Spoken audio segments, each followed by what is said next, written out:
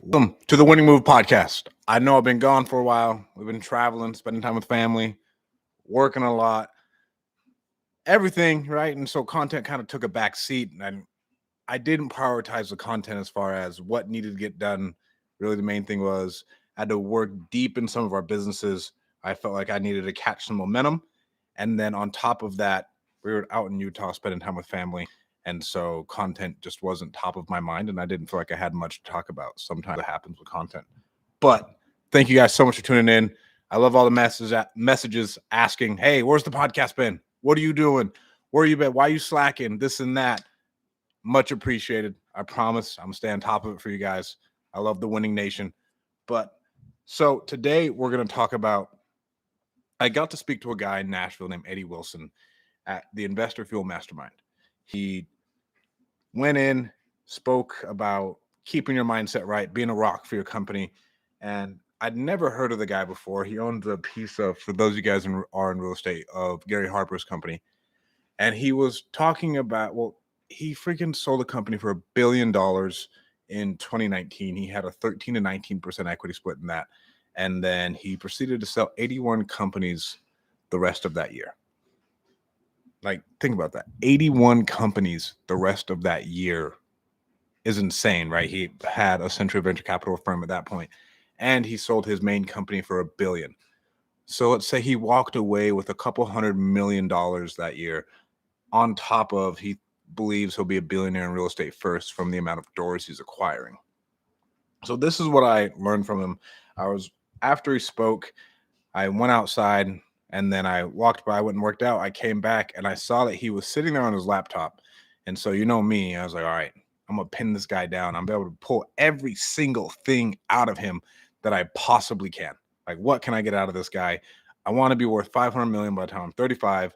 What does that look like? How do I get there? How did you get to where you are? Here's the path. So here's what I learned from this guy. From about a 30-minute conversation of me writing down questions like, so how'd you do this? How'd you do this? What does this look like? What does your day look like? This and that. So first question I asked is like, all right, so what's your criteria of buying a business and what do the businesses you're buying generally look like? I was like, all right, great question. So he said, there's 3 things that a business is usually lacking. And he goes, it's product issues, people issues, and capital issues. And he's like, most other VC firms only want to help with capital issues, right? Because like they're hands off, they don't really care. It's like, hey, you need extra capital to grow, we got you. He's like, I can go in. He's like, I'm amazing at product and I'm amazing at people. And those are 2 things that Hormozy's really good at, right? So Hormozy's really good at product. And him and Layla are just really good with people and product. And they can come with capital, but they really excel with people and product, right? And so he's like, all right, the product has to be good. They have to have some sort of their own IP that he can take and add to the multiple when they're going to go sell. So with one of our companies, I was like, all right, what IP can we create that increases that multiple? So I was talking about Call Magicians. I was like, all right, so if I want to build this up and sell it, he's like, well, it'll sell at a 5 to a 7 multiple, but it's going to go for a bigger multiple and that's on EBITDA. It'll go for a bigger multiple if you can have some sort of thing that you're doing that no one else is doing. And that way the company is more valuable. So it got me thinking about that. And that's what he's looking for, number 1. And then what type of operating system are they under? They have an operating system. He's like, you believe it or not, like some of these companies doing $10 million a year don't have a solid operating system. And he's like, I created Empire operating system just so I can come in, implement, like I use that company on all of our other companies that we're investing into, and we're good to go, right? He implements it right away. So it makes it really easy. He bought a company called FitCon. I haven't talked about it at the mastermind. He bought a company called FitCon not too long ago for $300,000 out of his Roth IRA. And it has a couple 100,000 to 1 million people on an email list. I know it's a big difference. And he essentially was like, well, and here's what a strategy was. And I thought it was fascinating. He's like, the average ticket value to FitCon is only $20. He's like, and he bought it for like $300,000. Like, so what I think I can do, he's like, number 1, I'm going to add on a quote unquote supplement company so I can sell into that list consistently. And this is the largest fitness conference in the world, right? So the supplement company in and of itself will be worth 8 figures pretty much out the gate just from being able to market to the list. So I'm going to do that. He's like, I'm going to give equity to several different influencers, and I'm going to create a VIP to where people can come meet the influencers, and then we'll pay other people to come. And so now all the VIP people get special preference, just like everything else. And they get to come meet the influencers, take pictures with them. He's like, automatically, let's say I can charge $1,000. We're bringing in, say, 100,000 people to a thing. I significantly went from now $20 a ticket to $100,000 a ticket. Nuts, right? So he did that to increase the value. And then he was like, and I'm going to create an app to where you pay $20 a month to get access to the app. You get free access to the events, and you get a discount on VIP. And that right there, since now it's a SaaS product, right? SaaS products go through the roof. Now it has IP, and you're marketing to that list, and he's going to add on the supplements. He's like, my goal for this is to sell it for 20 million to 30 million within the next couple of years. And so that made me think of like, all right, dude, so now you can go and you can identify very, very small things like, okay, so I see this company here, and like he saw the opportunity. And essentially what he saw was a list and a really, really good tribe of people. I was like, how else can I monetize this? How else can I do it without having to do anything besides give equity to really good influencers? The influencers market it more, and then I have my supplement company that I'm selling into that group already, and it's no brainer. Like, I was blown away. And so that was the first thing I got to talk to him about and hash it out and like pull that out of his brain of how are you going to take this company and what's your vision for it? And without a doubt, I mean, the dude is going to take it to the next level. I asked him, where is he getting his deal flow? And he said brokers. And then he's in a couple different masterminds. Well, not masterminds. What's the word? Incubators. He's a part of a couple different incubators, so he can just choose on what he wants to buy. And that was really smart. And I actually looked into what incubators he's a part of. He does do some roll-ups. He hasn't done a lot yet, but like that's the next step he's moving into. He doesn't really use headhunters. He has like his own core group of people that he can go place in. And then when they sell something, sometimes some of those people don't stay on. And so he gets to bring those people back in, and he'll just keep them on salary for a year. He's like, it's worth it when I find someone who's really talented to keep them in place. And then, okay, we have this new company, put them there, and then they can build it up again. And they're doing the same thing over and over again. Because once you learn, right? So for me to build, let's say, a wholesaling company up to where I've already done it before, it's not hard to build it again because all the knowledge and know-how, marketing skills, leadership, all that's already there. All you're doing is re-replicating it. And you're like, okay, this is simple, right? And so he's doing the same thing just at a significantly larger scale. So there's a thing called Aqua hires in the VC space and selling space of you hire someone through buying their company and you leave them on and have them work for you, continuing and keep growing that company. And he said it's never gone well. And because the biggest thing that I wouldn't want to do if I did sell a company was be an Aqua hire. So I listened to a podcast called My First Million. And in My First Million, they were both Aqua hires into HubSpot and Twitch. And the one who sold the Twitch hated his Aqua hire. The one who sold the HubSpot was like, yeah, it is what it is. But do they do actually anything that is, let's say, productive for the companies? No. And so that was a good thing to know. And then I asked him, why did he sell all 81 companies in 2019? I was like, bro, what triggered this? And he was like, well, honestly, it was just, I thought the multiples were really good and we sold one and it was massive. And I was like, all right, what else can we get for these?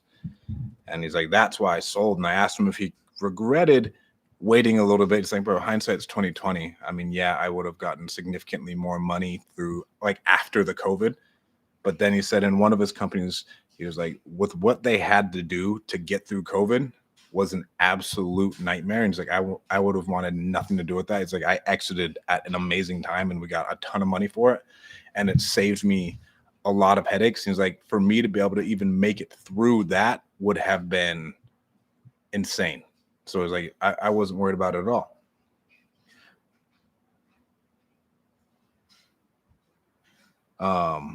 His number one skill, I was like, what's your number one skill? He was like, seeing the path of a business to get to a certain revenue point. So he sees a business. He's like, well, here's what needs to be done for this business to get to here, here, and here. And that was all. So he was like, all right, here's my path. Here's the business. Here's the path it needs to take to get to $20 million a year.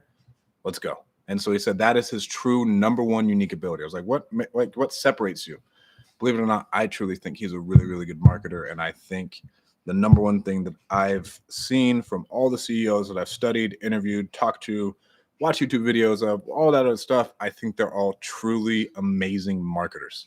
They're good at getting the phone ringing, but then obviously they're good at product because they can deliver on everything that they're marketing and selling about. Where is he learning from? He's like, bro, I'm honestly not learning from anybody. He's like, that's one thing I'm struggling with right now. He's learning a lot from the incubators that he's in. He's like, well, I like going in with these 20-year-olds who have these different startups, and they go and they set the world on fire, and they think about things differently, and they turn it upside down. He's like, that's where I'm learning from now. He's like, and he has one other guy who's working with. He's like, he only works with Fortune 100 company CEOs. I happen to get to be able to work with him. And all it is pretty much a guy analyzing his quirks and asking him, well, why? He's like, the best way he described him is like, it's like a Plato Socrates type guy, to where he's like, well, why do you have this car? He's like, well, I have this car because X and X. He's like, but why? And like, so digging in and kind of just hashing out your own bullshit for whatever reason. He says the way he works with him is like, the guy will call me and I have to pick up, and then we talk. But that's the way it is. But that's where he's learning. That's where he's getting his coaches. He's bought back 2 different companies that he sold before. And he's like, I like that a lot, because pretty much just a VC firm, and this happens a lot actually in the space, where a company will buy it, proceed to run it into the ground, then sell it again. So those of you guys who know Russell Brunson, he just bought Dan Kennedy's company, and a VC firm bought that company and proceeded to run it into the ground, and Russell Brunson got to buy it. I don't know if it was at a good price, but he got to buy it, and with what Russell can do, he's going to scale that thing to the moon. His mindset, I asked, like I said, coaches, what are the mindset shifts he's having with those coaches? He just said, looking at things differently, looking at himself differently. His goal is to take a company public. He was like, my number one goal is to take a company public. Like, that's what I want to do. And I want to sell a company for $1 billion. So he has those 2 things. He's like, I want to sell a company for $1 billion again, and then take a company public. And he's like, and I want to be a true billionaire. He's like, I probably will be a true billionaire net worth off of my real estate holdings before my business, because of how fast we can acquire things.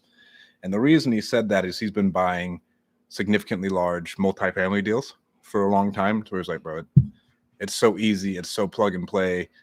I buy it, we throw it in the portfolio, and we're good to go. He's like, I will be a billionaire more likely off of my real estate than I will off my business. And that is different for me, because I've never heard anybody say that ever who's actually in business, right? So in our space, most of you guys who are listening to me are in the real estate space. You guys don't really hear a lot from business people, but most business people become billionaires through their business, and then they buy real estate, right? It's very seldom the opposite. Even like Sam Zell was transacting real estate, buying and then flipping massive real estate deals to make a lot of money. But most of these dudes who are wholesalers are not going to become billionaires from fucking wholesaling, right? Like Manny Koshman, I'd say, is the best, most well known in our space of flipping real estate. And he's worth hundreds of millions at this point, but he's buying and selling hundreds of $1 million deals, $50 million deals, $10 million deals over a, let's say, month to couple year span of stabilizing it. I asked him if he had an executive assistant. Ooh, and this was awesome. I asked him if he has an executive assistant. This is what he said. He's like, I have 3. He was like, I have one that manages all of his time, one that manages all of his relationships, and then one that handles all of the regular bills and bullshit in his life. And that one held true for me, because the relationships one was awesome. I was like, yeah. He was like, think about how many people I fly, talk to, do all these things with. He's like, it is impossible to keep up with all these people. And I think at this point, Eddie's almost 40. And so I'm 27 now. And I think about all the people who I would like to keep up with, who I forget about. He's like, so I have a person who just manages all of those relationships and make sure that and I don't know if it was as much he remembers to reach out, or if they even reach out on like email, whatever it is, just so you keep those relationships intact. And I thought that was amazing. And he said, the number one lesson from his dad was manage your time, don't manage your money. Fiercely protect your time. And I get shit all the time of saying, hey, I don't do pick your brain sessions, blah, blah, blah, because I try to manage my time in the best way to where like, all right, what's the value? And then one thing that freaks me out is that, yeah, I'm 27. And if I want to be worth 500 million by the time I'm 35, like time is of the essence and I need to be doing bigger and bigger and bigger and bigger things. And if I'm bullshitting, playing on my phone too much, right, and to where like scrolling through Instagram too much or doing whatever, you're losing out on that time that is never coming back, and you're losing out on those opportunities that you could be using to scale whatever you're doing up to get to a point to sell. Manage your time. I asked him what his best leadership advice is, and he said get his book. So I actually am I'm reading What Would the Rockefellers Do right now, but then I'll read that next book. CEOs should build culture. And so here's what he thinks a CEO should do. A CEO should build culture, know their numbers, and carry the big relationships. And I'll repeat that again. They should build culture, know their numbers, and carry the big relationships of that company. Right? So you're pretty much managing KPIs, setting the tone, and then carrying those big relationships, whether that's internally or externally, with all those good clients. And that kind of rings true for me. And so he's like, that's what I'm doing now. But he said he's a true operator and he loves operating. A book that he recommended was Larry Yacht, How Leadership Actually Works. And he said the best leaders are actually amazing managers due to contrary belief, to where everybody says leaders aren't managers. He's like, no, you need to be able to manage and lead if you truly want to get the most out of people. One of his goals was to build $100 million endowment for his nonprofit. So that thing is set up. And he's like, $100 million just cash in there, my nonprofit. So that thing will be able to run for when I'm gone. And he was big on legacy. One of the dudes who I listen to a lot, Alex Hormozy, doesn't believe in legacy. And I'm in the school of thought of where I like legacy because I think about like Alexander the Great. And this is 100% egotistical driven. But like I'd like to be Elon Musk, Alexander the Great, even Donald Trump will be remembered for the rest of time, good or bad. But like have your name in the record books forever and influence people for the better forever. So I would say Napoleon Hill has done that. Robert Kiyosaki's book, Rich Dad, Poor Dad, Robert Kiyosaki will influence people forever. All these other really, really influential people who influence people for generations after they die. Who's another one? As a Man Thinketh, Viktor Frankl, like all these amazing books come from a lot of them, people who are already dead. I mean, The Art of War. Think about all those books. This one is the one that blew me away. I was like, all right, so I want to build a company and I want to sell it for like 50 at least. And that'll help me get there. I was like, because I know me getting to 500 million in one company that's not SaaS is kind of impossible. And that's a 40-year journey. And I don't want to do that just over that long time horizon. There are so many opportunities for shit to go wrong. I mean, I read Shoe Dog by Phil Knight, like about Nike, and Nike was on the float, meaning that they didn't really truly make money until they signed Michael Jordan. And that was like a 15-year span up until that point. So I was like, okay, I see all of the room for error and all the exposure over that long period of time. How can I mitigate that, build something in a short amount of time, right? And I want to get rich quick. I don't want to get rich slow. I'd like to make a large sum of money fast. Like I look at Hormozy, and Hormozy did it from, let's say, 27 to 31. Like that's kind of crazy. Like that's a very short span of time to make $80 million, if you want me to be real. Like that's nuts. So how can we recreate something like that, make 20 million, 30 million, 40 million, 50 million in that short span of time, and then use that capital then to, I believe the next easiest way would be venture capital after that, like Hormozy's doing, like Eddie's doing, like a lot of actually other people who I've talked to do. Once they do sell a company, they go and they take equity in other companies and then help them get to a certain point and sell or keep it for cash flow. I really thought I was thinking way too small after that. He was like, what other verticals can your current business break into? He's like, you need to build, buy, and sell more businesses overall. He's like, once you get it good, that's what you need to move into if you truly want to get there. And then You need to innovate and do things in a different way compared to the way things have been done before in business. And it made me sit there and think, like, all right, what are we innovating in our space? And I was like, I don't think we're doing anything truly innovative in our spaces. Like nothing that is really absolutely game changing. And I mean, like innovations are innovations, right? So they just don't come like that, like that, like that. But what can you do that's that's game changing, innovative, and truly gonna like change the game for you, your company, and all your customers? But those are the main takeaways I got from my 30-minute conversation with Eddie Wilson. It was awesome. Thank you guys so much for tuning in. If you guys are interested, we have the Winning Mastermind. We have had some absolute killers joining. I'm so stoked. The biggest thing with that is we've put together an amazing community of people who are pushing to be in the right direction. If you are interested, hit me up. I mean, we got some developers in there who are developing hundreds of units. We got 2 dudes starting funds. We have another amazing online marketer. Like we got some really heavy hitters. So if you're trying to push your business to the next level and surround yourself with a community of people who are trying to get there as well, reach out to me. Send me a DM on Instagram. See if you're even a good fit. You do have to be somewhat qualified to join, right? We don't want to have someone who's a little bit too low, who's going to bring the room down. We want Jeff, the way I see it, and this is the way I feel like in the DM fam, I'm one of the people lower on the totem pole, but everyone up top is rising me up, right? Because you see what's possible, and they're like, all right, and they're like, oh no, do it this way, do it this way, do this way, and so it's bringing me up slowly. And so we want to be able to bring the people who come in and like they may not be qualified, but bro, they got so much potential to where the people up top can help pull them up there. All right. So thank you guys again so much for tuning in. We got more content on the way. If you guys are interested in joining the mastermind, send me a DM saying when. Can't wait to talk to you guys all soon.